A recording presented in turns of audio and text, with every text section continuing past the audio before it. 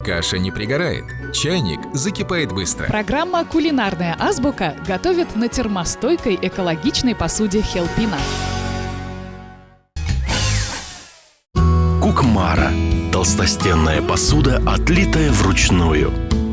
Кукмара – удобная посуда, вкусная еда.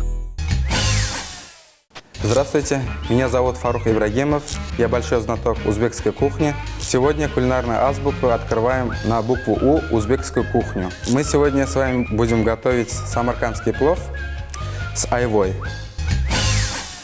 Для приготовления нам понадобится хороший чугунный казан. Казан по праву является одним из символов восточной кухни. Без хорошего казана, как известно, не приготовить хорошего плова.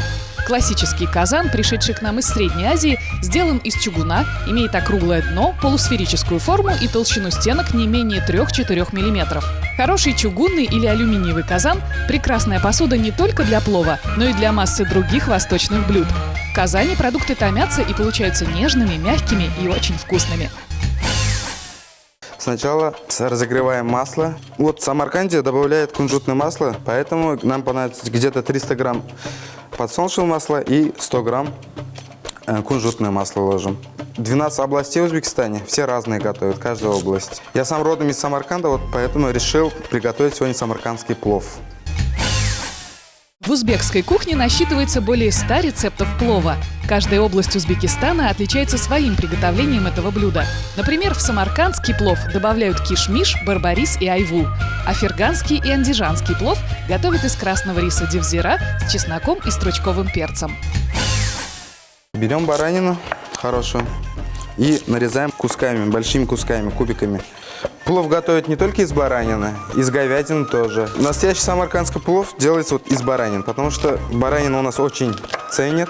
Почти весь народ всегда баранину кушает. Все, наше масло в казане раскалилось. Так, кидаем мясо. Пока не трогаем, чтобы хорошенько обжаривалось, чтобы полностью колер схватил. Пока у нас мясо жарится, мы нарезаем лук. Лук где-то 300 грамм на килограмм плова. Кладем тоже килограмм моркови. А вот мы сегодня айву добавим. А в некоторых местах добавляют нохот, горох узбекское. Очень вкусно получается. Плоды айвы в сыром виде малосъедобны. Их чаще всего используют для приготовления прохладительных напитков, компотов, желе, варенья, мармелада и как приправу к мясу. Все, у нас мясо готово.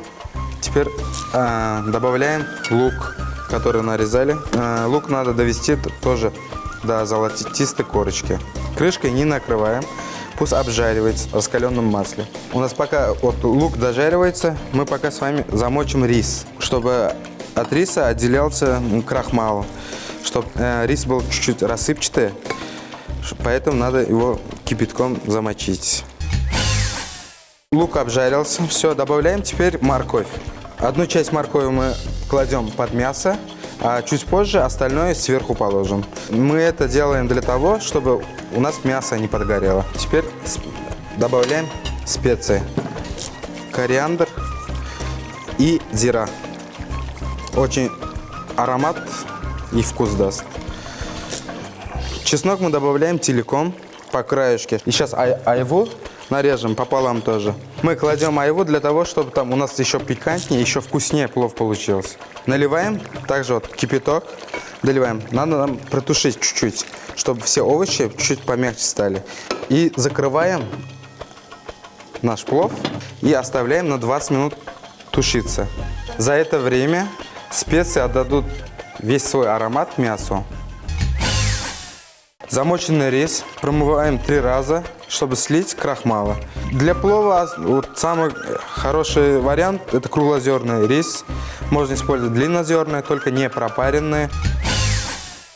Выбирая рис для плова, постарайтесь найти наиболее крепкий прозрачный сорт со среднедлинными зернами. Лучше всего поискать на рынках узбекский или таджикский рис, девзира, ашпар. Или взять итальянский рис, предназначенный для приготовления паэльи.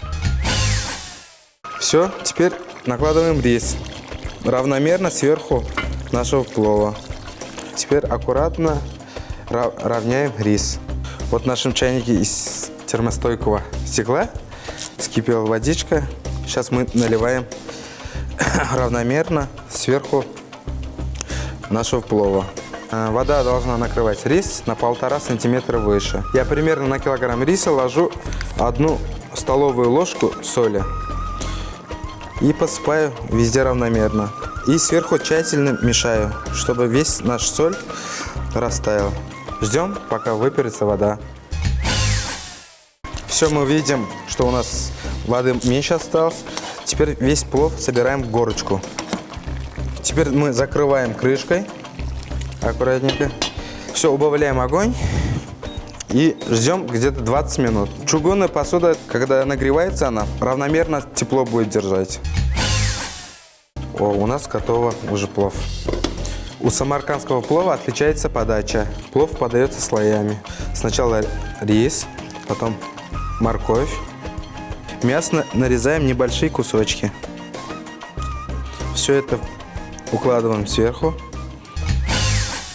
Дорогие друзья, напоминаю, сегодня вас познакомил узбекской кухней. Мы с вами приготовили самаркандский плов. Как вы видели, ничего сложного в этом нет. Вы можете приготовить его дома, порадовать родных и близких. С вами был Фарух Ибрагимов. До новых встреч!